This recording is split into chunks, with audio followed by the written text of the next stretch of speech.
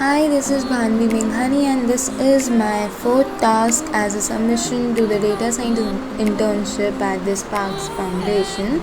In this task, we will basically going to discover about tree algorithm and how do we implement it.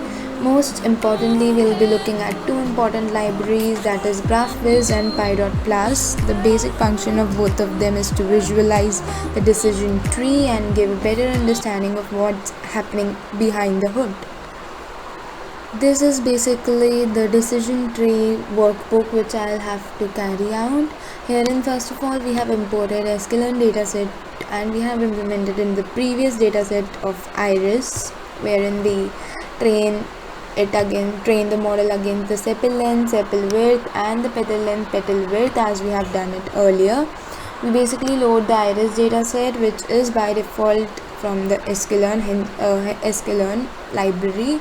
Hence, we do not need pandas in this case to load our data, but we need pandas to feature it, just see what the data we have. So we have divided the data already into the x and the y variable, wherein at the target variable we have all the y values that we need.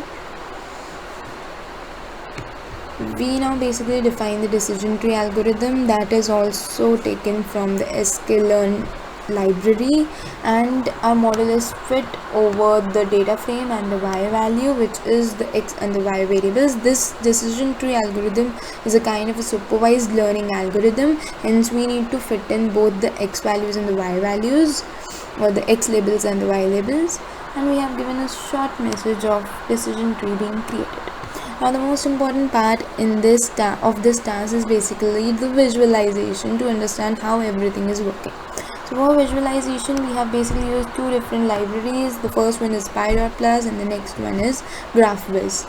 Let's get a little bit deeper into what GraphViz is. So GraphViz is basically a Python library which can easily be installed by using pip install.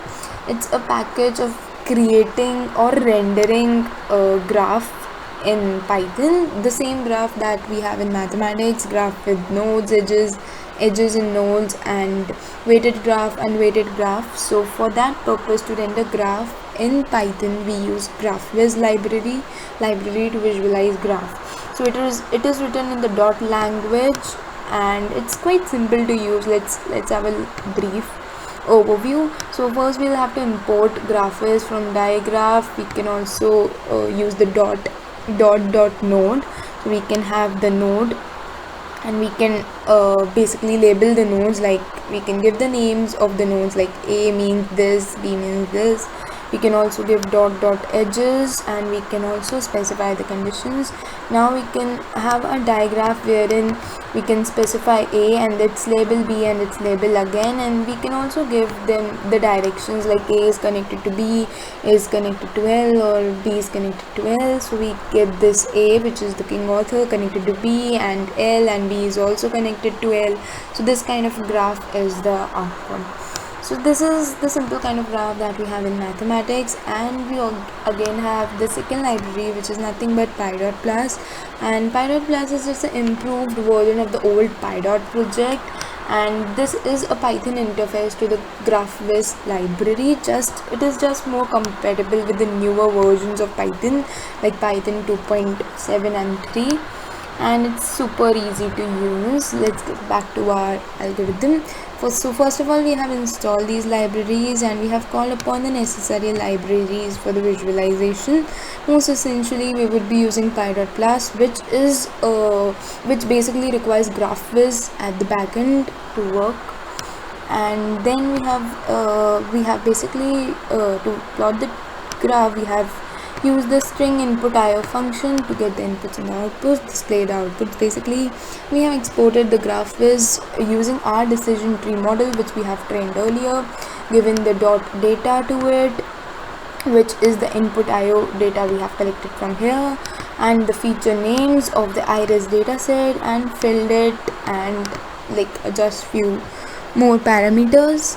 Then we have trained the graph on Py.Plus, and from dot data we have converted it into a graph by taking its value, and we have our image ready with us.